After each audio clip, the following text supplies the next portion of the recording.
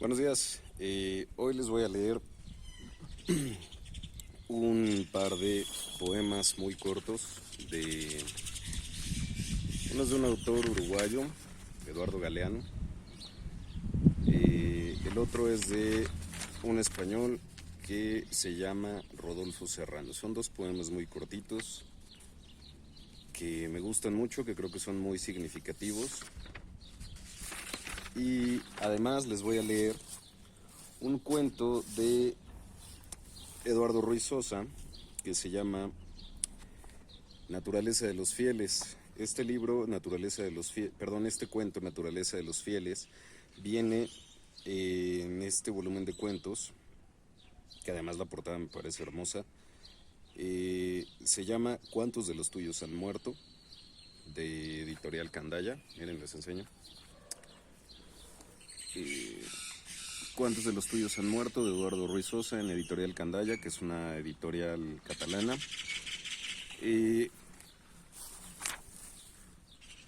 Bueno, voy a comenzar con... Sí, voy a comenzar con el cuento. Primero les doy datos sobre Eduardo Ruiz Sosa. Eduardo nació en Culiacán, México, en 1983. Es doctor en Historia de la Ciencia y cursó estudios de doctorado en Filología Española. Ha sido profesor de la Facultad de Historia de la Universidad Autónoma de Sinaloa y jefe del Departamento de Literatura del Instituto Sinaloense de Cultura. Actualmente reside en Barcelona. Ha publicado el libro de cuentos La voluntad de marcharse en 2008, que fue Premio Nacional de Literatura Inés Arredondo. La elogiada novela Anatomía de la Memoria, publicada por Candaya en 2014, por la que obtuvo la primera beca de creación literaria Ham Nifkens, que le permitió cursar el máster en creación literaria en la Universidad Pompeu Fabra, y por la que fue incluido en la antología México 20, los 20 autores mexicanos menores de 40 años más sobresalientes del ámbito de la ficción y la no ficción, según un jurado compuesto por Guadalupe Nettel, Cristina Rivera Garza y Juan Villoro, y el libro de crónicas Primera Silva de Sombra, publicado en 2018. Bueno, pues Eduardo tiene dos libros de cuentos, uno de ensayos, y tiene esta novela enorme, tremenda, que se llama Anatomía de la Memoria.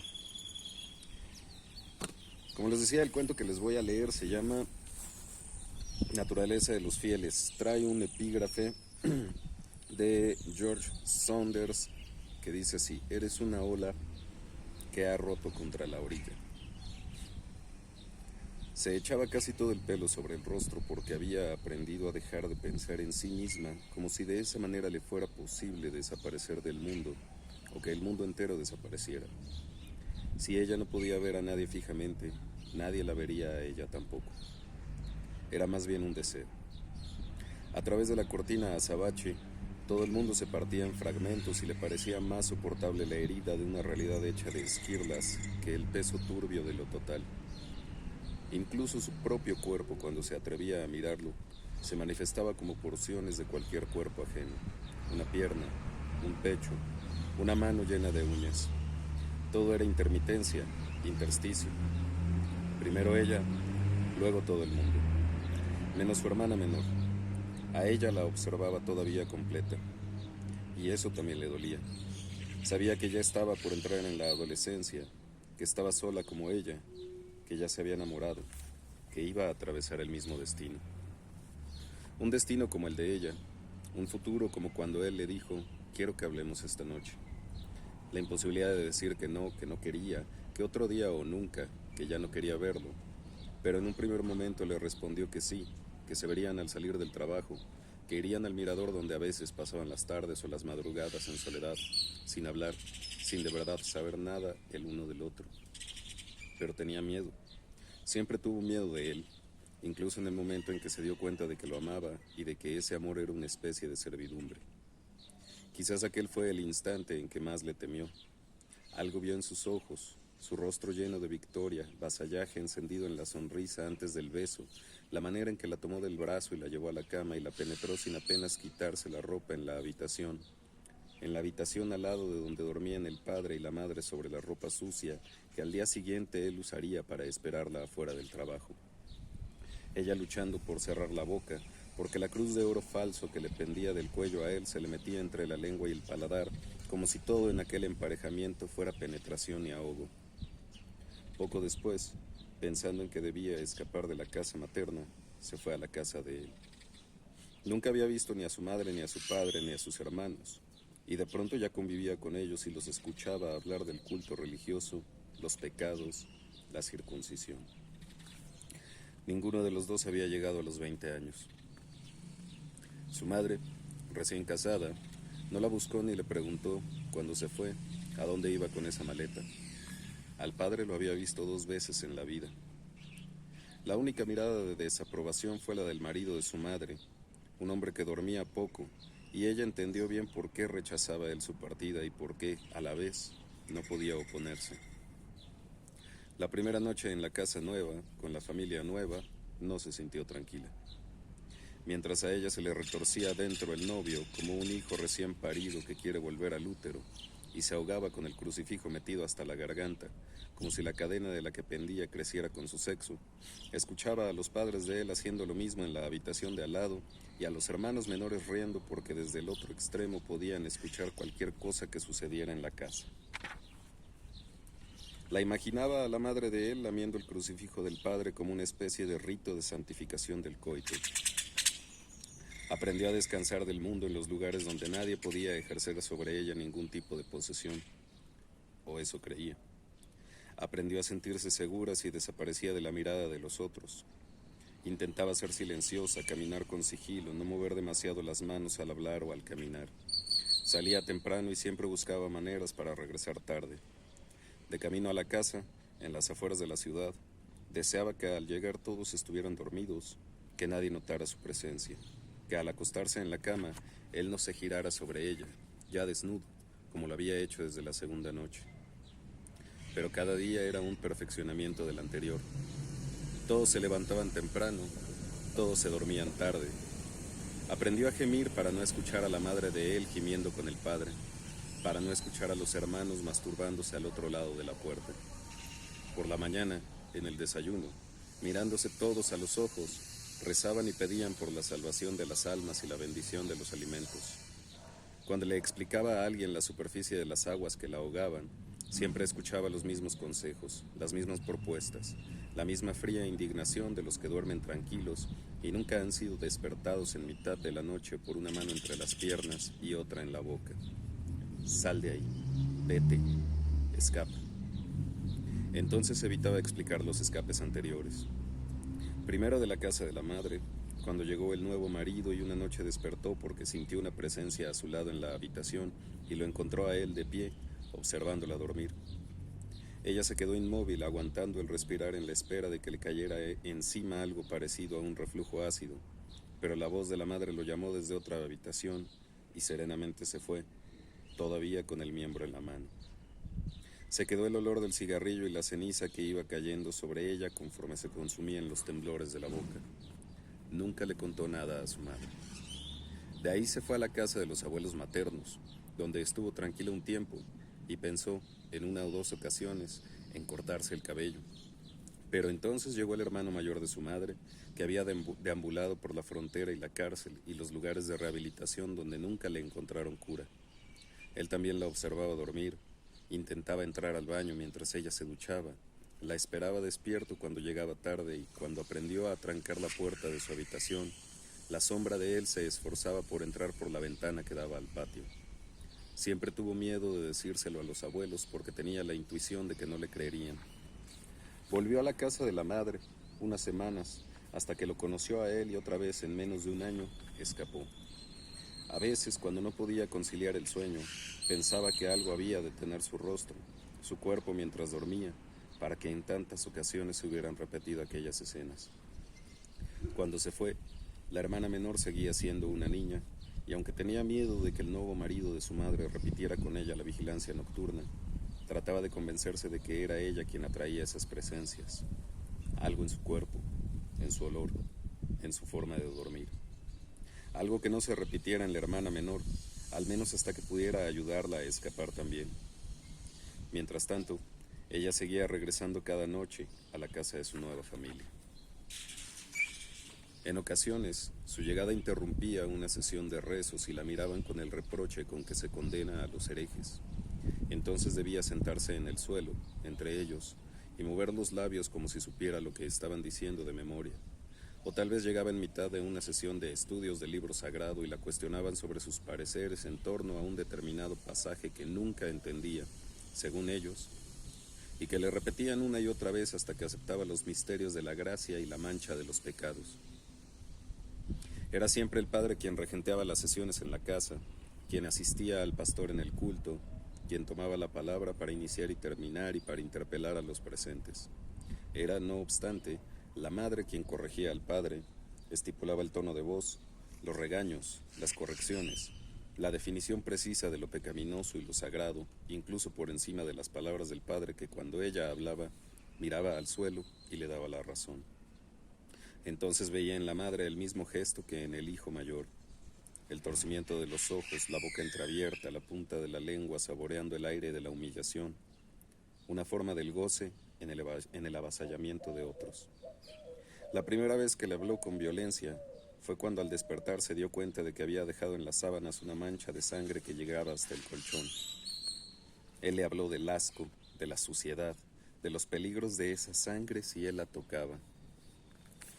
Mientras compartían la mesa en el desayuno, el hijo mayor les explicó a todos lo que había pasado y la madre, decepcionada, le dijo a ella que el libro sagrado señalaba aquello como una aberración.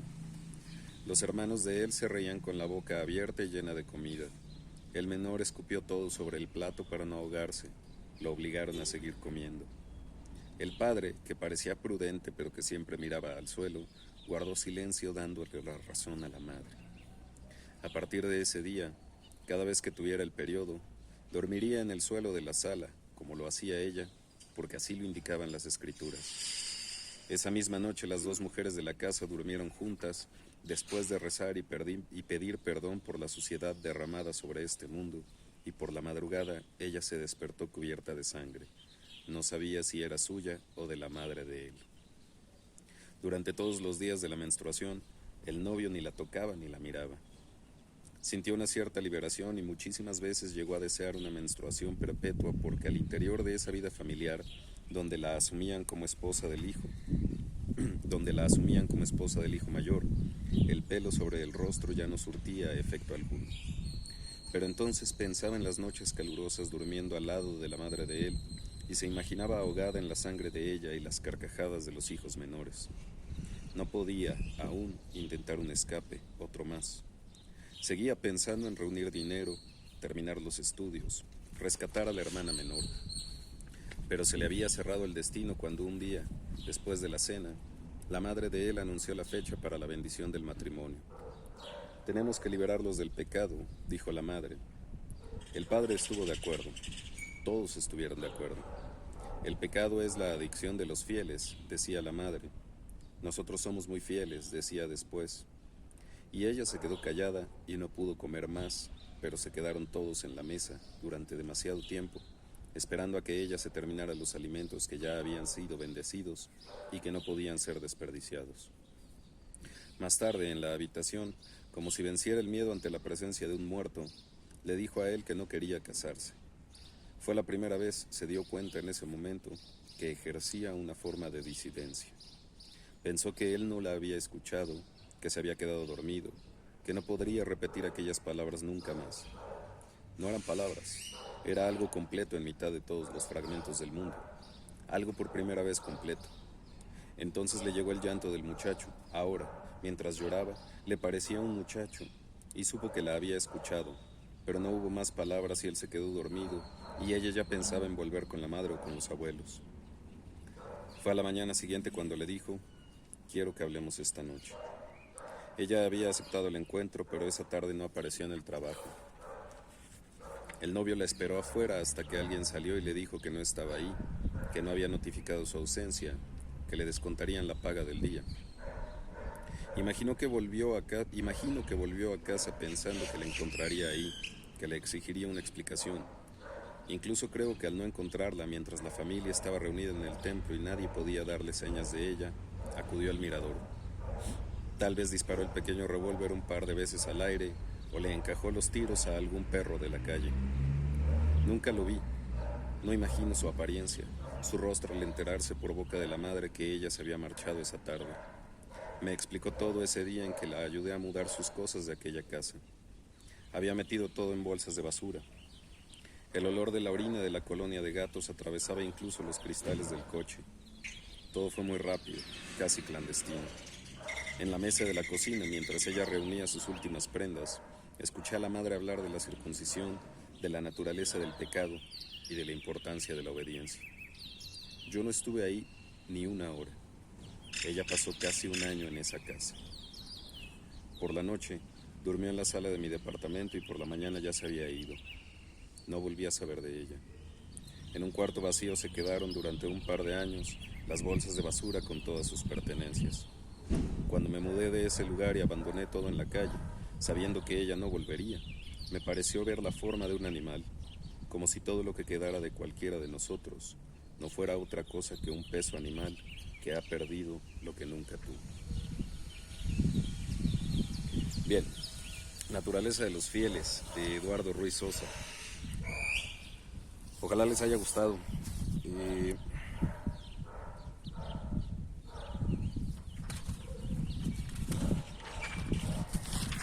Aprovecho también para darle las gracias a las personas que se han escrito, que se han suscrito a este canal y los comentarios que me han dejado. Muchas gracias por los me gusta. También a todas las personas que han compartido estas cápsulas o estos programas, también les agradezco mucho. Voy a seguir con los dos poemas que les dije. El primero es de el poeta español Rodolfo Serrano. Se llama Mensaje encontrado en una botella. De nuevo va sobre esta situación para las personas que tenemos el privilegio de estar haciendo cuarentena, de quedarnos en casa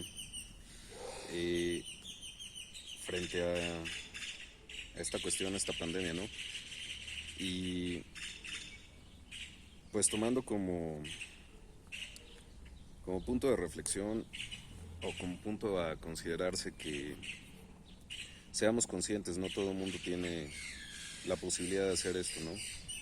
Hay mucha gente en el país que es quien mantiene a este país andando, que no puede quedarse en casa porque si no sale de casa a trabajar, pues es bien sencillo, no come.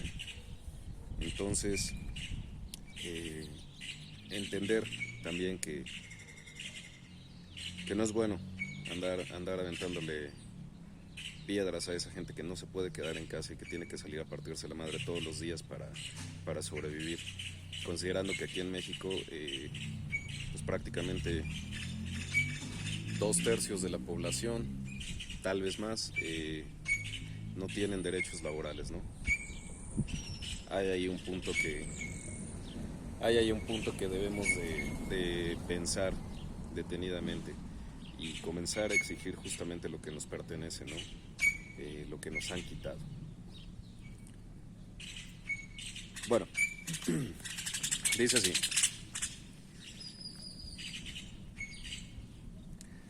Hace ya 7 días, ya me equivoqué de nuevo, va de nuevo. Hace ya 7 meses, 3 días y 2 horas, naufragué en esta isla que no está en ningún mapa. La primera semana lloré como un muchacho asustado y el miedo vino a vivir conmigo. Luego maldije a Dios los 15 días siguientes y me pasé 3 días sin agua ni comida. Los siguientes 2 meses he añorado tu cuerpo y soñado con el tibio roce de las sábanas. Cada noche encendía hogueras en los montes pendiente de que un barco pasara por delante de esta isla maldita. Y en la playa he dejado mensajes de socorro pidiendo que vinieras. Arrojé 100 botellas con mensajes urgentes y durante 3 meses aprendí que la vida es un cangrejo, un fruto, el agua del torrente, el sol que cada tarde pinta de rojo el agua. Ya no siento temores. Recuerdo vagamente que más allá del mar hay fusiles y espadas y hombres que maldicen haber nacido un día, y que aquel mundo era una isla de monstruos. Ayer me desperté cantando sin que nadie me dijera: ¿estás loco? ¿A qué tanta alegría? Y cada tarde escribo en la arena unos versos que borran las mareas y que de nuevo escribo. Hoy he visto pasar un barco no muy lejos. He apagado raudo la luz de las hogueras y he borrado todos los mensajes de auxilio. Afortunadamente, el buque ha pasado de largo.